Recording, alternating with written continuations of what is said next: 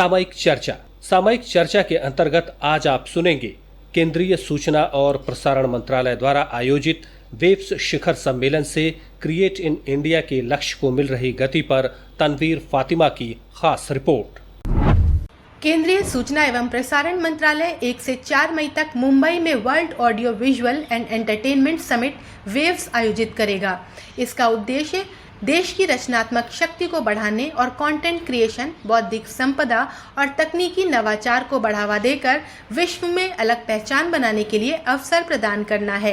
इस सम्मेलन के जरिए दुनिया भर के बिजनेस प्रोफेशनल्स, निवेशकों, निर्माताओं और क्रिएटर्स को मीडिया और मनोरंजन की दुनिया से जुड़ने का मौका मिलेगा।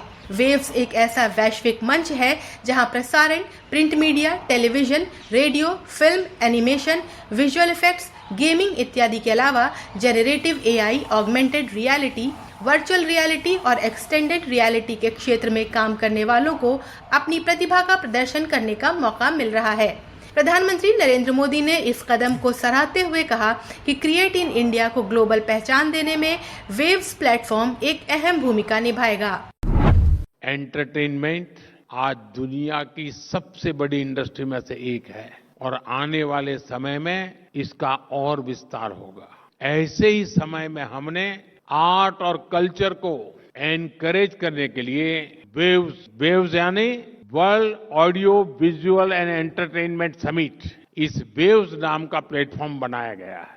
हमने क्रिएट इन इंडिया का मंत्र लेकर इसे नेक्स्ट लेवल पर ले जाने का फैसला लिया है। वेव्स इंडियन आर्टिस्ट को कंटेंट बनाने और ग्लोबल बनाने के लिए एनकरेज करेगा और इसके साथ साथ क्रिएट इन इंडिया दुनिया भर के आर्टिस्ट को भारत में आने का अवसर भी देगा।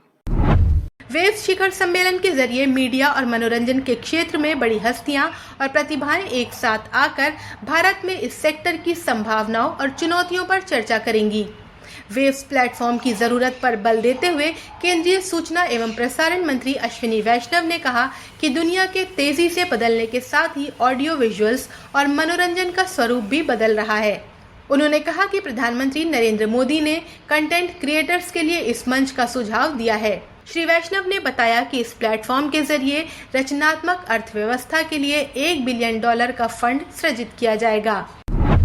क्रिएटर इकोनॉमी के लिए $1 बिलियन का फंड क्रिएट किया जाएगा, जो कि इस पूरे वेव समिट का एक बहुत बड़ा मेजर इस प्रोग्राम को आगे ले जाने के लिए होगा। सेकंड, कुछ ही समय पहले कैबिनेट ने अप्रूव किया था Indian institute of creative technologies IICT, जैसे IITs हैं, IIMs हैं, जिस तरह से एम्स है, उस लेवल के इंस्टीट्यूट्स क्रिएटिव टेक्नोलॉजी के लिए बनाने के लिए पहला IICT बनेगा मुंबई में। वेव्स शिखर सम्मेलन के तहत कई प्रतियोगिताएं आयोजित की जा रही हैं। इनमें थीम संगीत प्रतियोगिता, रील मेकिंग प्रतियोगिता, create in India initiative, symphony of India challenge और ट्रूथ टेल हैकेथॉन जैसे कंपटीशन शामिल हैं। इन प्रतियोगिताओं में देश और दुनिया के प्रतिभाशाली क्रिएटर्स हिस्सा ले रहे हैं। इनमें उत्तर प्रदेश की कई प्रतिभाओं ने हिस्सा लिया और जीत हासिल की।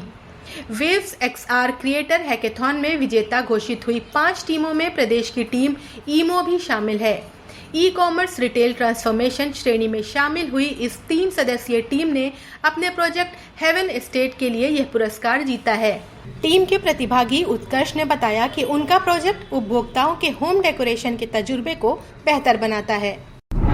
होम डेकोरेशन का जो एक एक्सपीरियंस होता है किसी भी इंसान का, कि वो सोशल मीडिया पे जाके पहले डिजाइन्स देखते हैं, चाहे इंटीरियर डिजाइनिंग हो या नॉर्मल होम डेकोरेशन हो, फिर वहां से उसको पसंद करके फिर वो शॉपिंग के लिए जाते हैं, वहां ढूंढते हैं।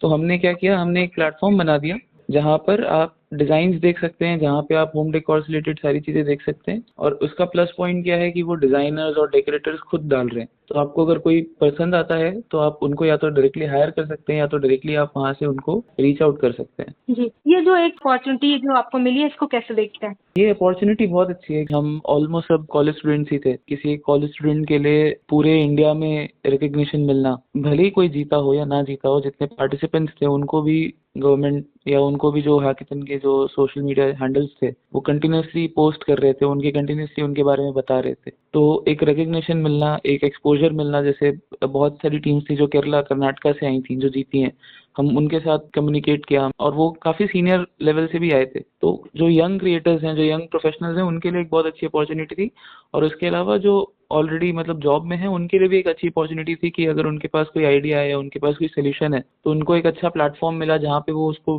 बना सकते हैं और उनको उसके लिए रिकग्निशन मिल सकता है। टीम ईमो के सदस्य आशुतोष ने कहा कि केंद्र सरकार ने युवाओं को वेव्स जैसा वैश्विक मंच प्रदान करके अपनी प्रतिभा दर्शाने का एक बड़ा अवसर दिया है।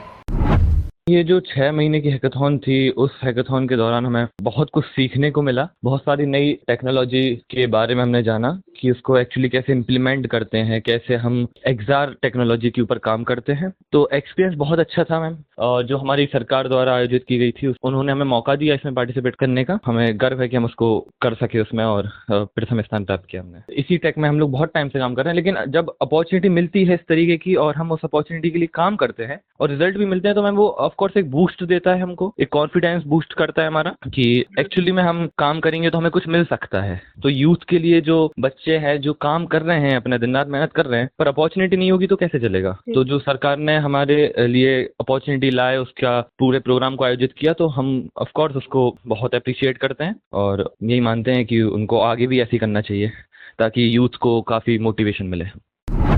वेव्स शिखर सम्मेलन के तहत आयोजित कम्युनिटी रेडियो कंटेंट चैलेंज प्रतियोगिता में आगरा के डॉक्टर भीमराव अंबेडकर विश्वविद्यालय के सामुदायिक रेडियो स्टेशन आगरा की आवाज ने भी सेमीफाइनल में जगह बना ली है। विश्वविद्यालय की जनसंपर्क अधिकारी पूजा सक्सेना ने बताया कि प्रतियोगिता में देश भर के 300 रेडियो स्टेशनों ने हिस्सा लिया था, जिनमें से 20 को सेमीफाइनल में जगह मिली है। उन्होंने कृषि संबंधित कार्यक्रमों का प्रसारण कर सेमीफाइनल में स्थान बनाया।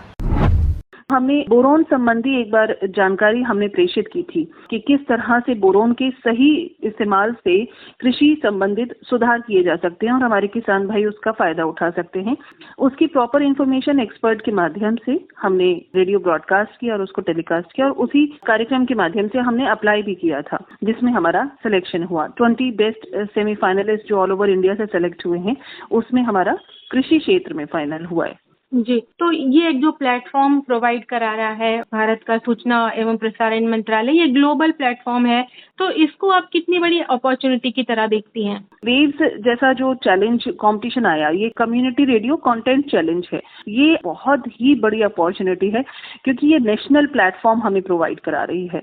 और पहली बार मेरे ख्याल से शायद ऐसा हुआ होगा कि नेशनल लेवल पर जो प्रोग्राम्स हो रहे हैं बाकी उनके साथ अगर किसी रेडियो को जोड़ा गया है तो वो प्राइवेट एफएम स्टेशंस नहीं, कम्युनिटी रेडियो स्टेशंस हैं जिनको जोड़ा गया है पूरे भारतवर्ष के।